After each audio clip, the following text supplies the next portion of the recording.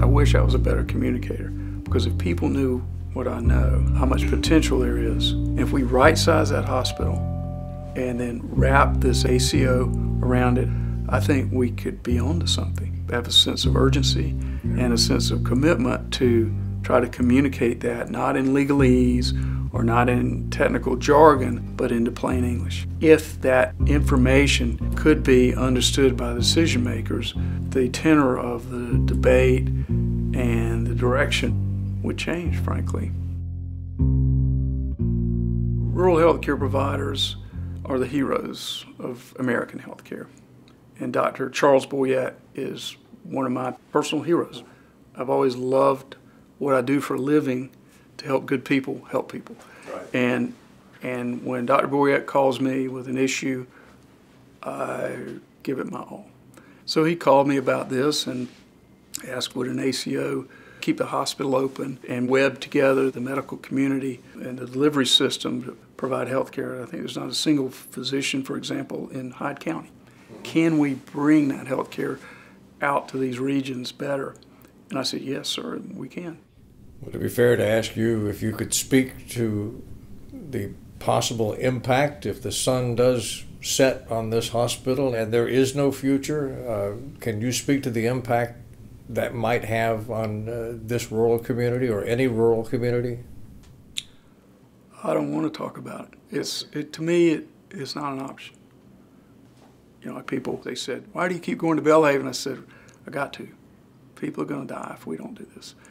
I don't think we need a full-blown big hospital, but we need an emergency room, probably some acute care, maybe overnight bed, triage. We need enough so if somebody's really acutely sick or ill or has an accident, if we don't do this, there are people in this area that will have to drive 84 miles in an ambulance to get acute care, emergency care. And that, to me, is unacceptable. I do a lot of work around the country in accountable care organizations, ACOs, and I love the rural model. The smaller, you can get your arms around it. If you think about a hardworking physician in Belhaven, primary care, maybe has somebody stop smoking, has somebody avoid a heart attack, there's very little compensation. But if that patient has the heart attack, then it might be $100,000 by the time you count up all the anesthesia, cardiology, hospital bills, and everything else. We're going to change the incentives here. We're going to reward you for better quality and lower cost. This isn't rocket science. It's the American way. You work hard, do a better job at a lower cost, and you get rewarded. And so you think prevention, wellness. It's not the people who self-select to your office. It's maybe the ones who should be there. The elderly at home, the people who need help with nutrition or exercise or a car ride. Or to understand you don't go to the emergency room if your daughter is wheezing. You call the nurse, triage. The emergency room volume goes down, readmissions, the things like that go down. It's relatively new, it's relatively different, and people have grown up, if you will, in healthcare saying the more I do, the more I charge, the better I do financially. And I say, isn't this exciting? We're keeping people out of the hospital, out of your doctor's office. And they're going, what? I've been approached by the faith community in other parts of the country where they will get involved and help with the food or help with the daycare or be those lay people that can bring this whole community healthcare system together. It's a wonderful thing when the light comes on, and the patients are very loyal, very happy because of their quality care. That's half of the equation. Really going up. You know, we're talking about the quality of health care.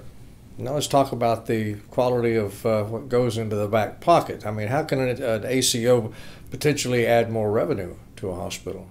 That's really why I think accountable care in an underserved area is probably the best hope for the renaissance of rural health care. Let's say 10,000, make it easy, 10,000 patients, $10,000 a pop, that's $100 million.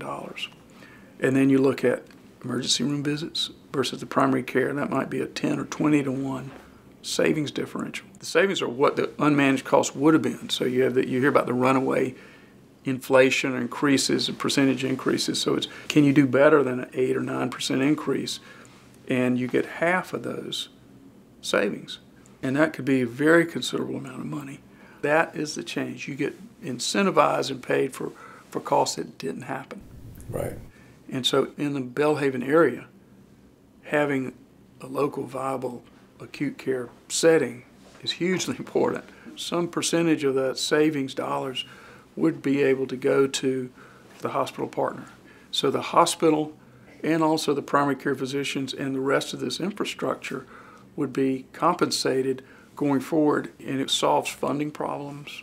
You don't have to get grants in perpetuity, the fundraising. The new way is that we do it right, and we have world-class health care, which I think we can have.